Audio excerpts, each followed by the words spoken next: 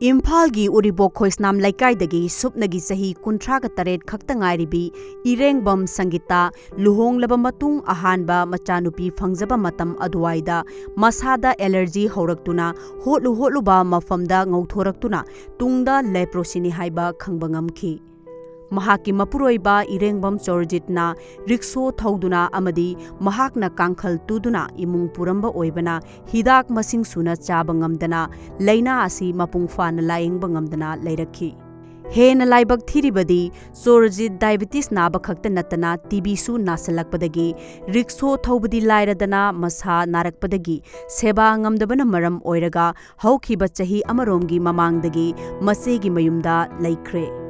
मसागी फिबम हेना सोक्सिलकपना सुब नोंबा ngamlaktabadagi लैंगाकना थागी येनबा चेंगेन चारगा अवाटपना मपामदगी पिरकपा चेंग ताइथोक्लगा इमुंग पुदुना पिकलिबा मसानुपी महै तमहनबा ngamdana taksi shonduna लैरि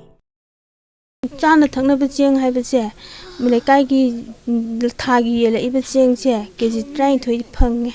अहम मतमददी लंबीद उनबा ngakतनी नंग सेंबीगे साबीगे हाबदी लंबीद ngata हाइनाय अदु अई योम फावदी चंगागा मोय अई कंडीशन मखोय अमता उदरी खंगदरी अदु नोमदी मोय अई का साबसिदा नंगसु याहौनबाना कौबा लाकपा मतमसिदा ए नंग समायना लैरिरा समायना हिंगिरा न मोयसु अंगकपा मपिताना मोय ngakखरे अईगी फिबमसि उबदा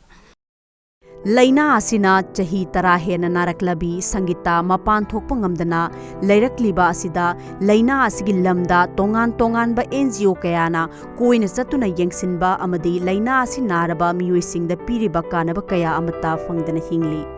लैना आसि खगनतना मपुरोइबा अमदी सही 12 खक्ता ngairibi मसानुपी अहन नासलकपना चाना थकननबगी होनबा फावबा ngamdraba इमुंग असिददी लैंगा की सोथरबा कयागी तेंगबांग ओइननबा सेमखिबा मखल मखा कयागी स्कीम सिंगी कानबसु अमत्ता फंगदना लैरि मसिदा पिकलिबा मसानुपी अतोम्बिना ममाना नाद्रिंगैदा स्कूलदा थिलंबा हौजिकना स्कूल काबा फंगदबगी नुंगाइतबा कया फोंदोक्तुना लाइरिक मखा तमथदुना तुंगी पुंसिदा डॉक्टर अमा ओइदुना ममाबु फननबा लायिंगनिंगबगी अपाम्बसु फोंदोरखि ममा हाना स्कूल थिंबिरामे आई जिक्ति ममा थिंबा ngamdre ngaite लाइचु तामदे स्कूल जुकानिंगे इसा लाइक तमहनिंगा तमहनबा ngammaktaba khotaba mayamse aigonda इसादसु ममा अमा ओइना थमोइ सोंना इ नुंगाइजदे मियोइबा अमा ओइना पोकपदा महाकी पुंसि महिंग असिदा असुमना हिंगदबगी सरुक सिजखरगे हाइबा वाखलोन फावबा यौरुरबी संगीताना लमदम असिगी पुक्सेल चावरबी कया अमदी लैंगा की मरी लैनबा ऑथोरिटी ना मिटिंग संगबिदुना महाकी अनाबा असितबु फहनबिदुना मियामगा मिरक तिनबा ngamhanbiu हाइना लैंगा की माइकई तबु येंगदुना अवाबा चैना कया खांगदुना लैहौरी गवर्नमेंट की पीरेब कानबा हारगदी तुंगदा लाकदबैदि खंगद्रे ममांग हौखिबा हारगदी चेंगिदगी हेन पाम करिगुम बेमदै फंगजबा लैते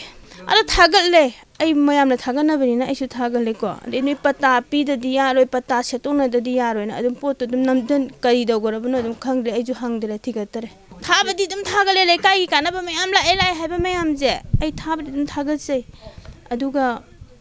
छिमा नंगी ओइरे कानरे हाइबकी प्रूफती अमता पिरक्ते मयामनसु अइगी मतेंग पांगबियु अइबु नुंगसिबियु अइ मया ख्वाइदगी तोलबा तारबा लाइरबा हाइबदो अइनतना मालेमसिदा लैत्र मानेन हाइदुना अइ खल्लबनी अके अमौ कयाना थल्लबा नुपी ओइबिगी मपोकनी हाइरबा मपोकसिदा लैकाइगी थौदोक वाथोक ति लाइरदना इमुंग मनुंगी